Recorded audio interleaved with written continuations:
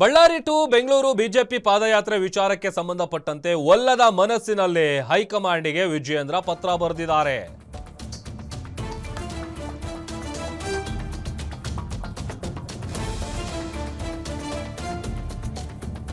ನೋಡಿ, ಒಲ್ಲದ ಮನಸ್ಸಿನಲ್ಲೇ ಹೈಕಮಾಂಡಿಗೆ ಪತ್ರ ಬರೆದಿದ್ದಾರೆ ಬಿಜೆಪಿಯ ರಾಜ್ಯಾಧ್ಯಕ್ಷ BY ವಿಜಯೇಂದ್ರ. ಈಗಾಗಲೇ ಪಾದಯಾತ್ರೆಗೆ ಸೂಚಿಸಿದ್ರು, ಮತ್ತೊಮ್ಮೆ ಪತ್ರವನ್ನ ಬರೆದಿದ್ದಾರೆ.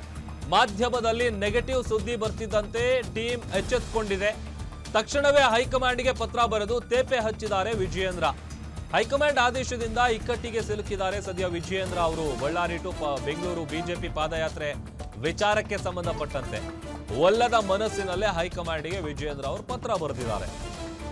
ಈಗಾಗಲೇ ಪಾದಯಾತ್ರೆಗೆ ಸೂಚನೆ ಕೊಡಲಾಗಿದೆ, ಆದರೂ ಕೂಡ ಪತ್ರ ಬರೆದಿದ್ದಾರೆ. ಕಾರಣ, ಮಾಧ್ಯಮದಲ್ಲಿ ನೆಗೆಟಿವ್ ಸುದ್ದಿ ಬರ್ತಾ ಇದ್ದಂತೆ ಈ ಟೀಮ್ ಎಚ್ಚೆತ್ತುಕೊಂಡಿದೆ. ಹೀಗಾಗಿ ಇಮಿಡಿಯೇಟ್ ಆಗಿ ಹೈಕಮಾಂಡ್ಗೆ ಪತ್ರ ಬರೆದು ತೇಪೆ ಹಚ್ಚಿದ್ದಾರೆ BY ವಿಜಯೇಂದ್ರ ಅವರು. ಹೈಕಮಾಂಡ್ ಆದೇಶ ಏನಿದೆ, ಆ ಆದೇಶದಿಂದ ಸದ್ಯ ವಿಜಯೇಂದ್ರ ಅವರು ಇಕ್ಕಟ್ಟಿಗೆ ಸಿಲುಕಿದ್ದಾರೆ. ಒಂದಷ್ಟು ಅಸ್ತ್ರಗಳು ಬಿಜೆಪಿಯ ಕೈಯಲ್ಲಿದೆ. ಅದರಲ್ಲಿ ಕೋಗಿಲು ಕ್ರಾಸ್ ಆಗಿರ್ಬೋದು, ಆಮೇಲೆ ಬಳ್ಳಾರಿಯಲ್ಲಿ ನಡೆದಂಥ ಗಲಭೆ ಆಗಿರ್ಬೋದು, ಇನ್ನು ಬೇರೆ ಬೇರೆ ವಿಚಾರಗಳು.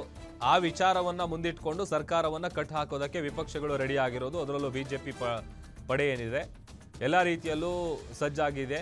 ಅದರ ಜೊತೆಗೆ ಈ ಪಾದಯಾತ್ರೆ ವಿಚಾರ ಏನಿದೆ, ಆ ಪಾದಯಾತ್ರೆ ವಿಚಾರಕ್ಕೆ ಸಂಬಂಧಪಟ್ಟಂತೆ ಈಗ ಆಲ್ರೆಡಿ ಒಂದ್ ಕಡೆ ಕಾಂಗ್ರೆಸ್ನ ನಾಯಕರು ಬೇರೆ ಬೇರೆ ರೀತಿಯಾದಂತಹ ವ್ಯಾಖ್ಯಾನವನ್ನ ಕೊಡ್ತಾ ಇದ್ದಾರೆ, ಮಾಡ್ಲಿ ಅಂತೇಳಿ ಟೀಕಿಸ್ತಾ ಇದ್ದಾರೆ.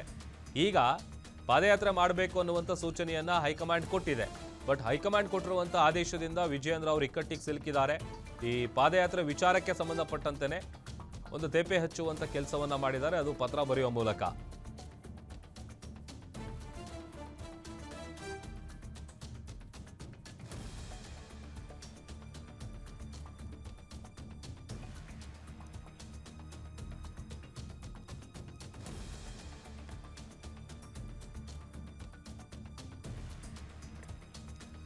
ನೋಡಿ, ಮಾಧ್ಯಮದಲ್ಲಿ ನೆಗೆಟಿವ್ ವಿಚಾರಗಳು ಸದ್ದು ಮಾಡ್ತಾ ಇದೆ. ಹೀಗಾಗಿ ಇಮಿಡಿಯೇಟ್ ಆಗಿ ಎಚ್ಚೆತ್ತುಕೊಂಡಂತಹ ಟೀಮು ಅದು ಒಂದ್ ಕಡೆ ಅವರಿಗೆ ಮಾಡೋದಕ್ಕೆ ಮನ್ಸಿದೆಯೋ ಇಲ್ವೋ ಗೊತ್ತಿಲ್ಲ. ಯಾಕಂತಂದ್ರೆ ಒಲ್ಲದ ಮನಸ್ಸಿನಲ್ಲೇ ಪತ್ರ ಬರೆದಿದ್ದಾರೆ ಬಿಜೆಪಿಯ ರಾಜ್ಯಾಧ್ಯಕ್ಷರು. ಆಮೇಲೆ ಹೇಳಿ ಕೇಳಿ ಹಿಂದೆ ಎಲ್ಲ ಸಿದ್ದರಾಮಯ್ಯ ಅವರು ಒಂದ್ಸಲ ಪಾದಯಾತ್ರೆ ಮಾಡಿದ್ರು, ಅದೊಂಥರ ಇತಿಹಾಸನೇ ಸೃಷ್ಟಿಯಾಗಿತ್ತು. ಬಟ್ ಈಗ ಇವರು ಬಳ್ಳಾರಿಯಿಂದ ಬೆಂಗಳೂರಿಗೆ ಪಾದಯಾತ್ರೆ ಮಾಡ್ತೀವಿ ಅಂತೇಳಿ ಏನು ಎಲ್ಲ ರೀತಿಯಾದಂಥ ಪ್ರಿಪ್ರೇಷನ್ಗಳು ಮಾಡ್ಕೊಳ್ತಾ ಇದ್ದಾರೆ.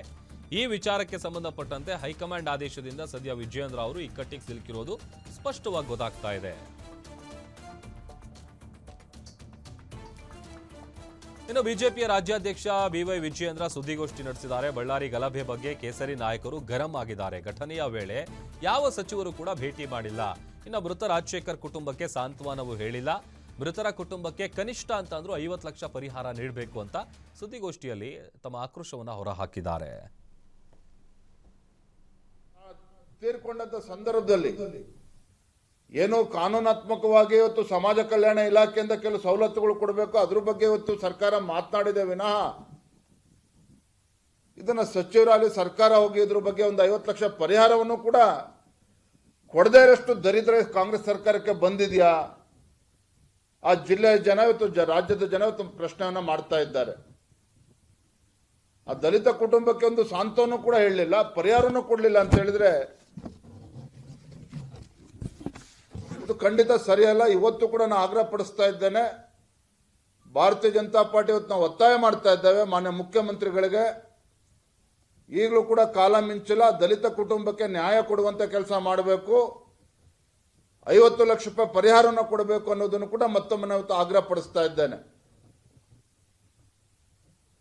ಮತ್ತೊಂದು ಕಡೆ ನಮ್ಮ ಸುಳ್ಯ ಕ್ಷೇತ್ರದ ತೀರ್ಕೊಂಡಂತ ಸಂದರ್ಭದಲ್ಲಿ ಏನೋ ಕಾನೂನಾತ್ಮಕವಾಗಿ ಇವತ್ತು ಸಮಾಜ ಕಲ್ಯಾಣ ಇಲಾಖೆಯಿಂದ ಕೆಲವು ಸವಲತ್ತುಗಳು ಕೊಡಬೇಕು.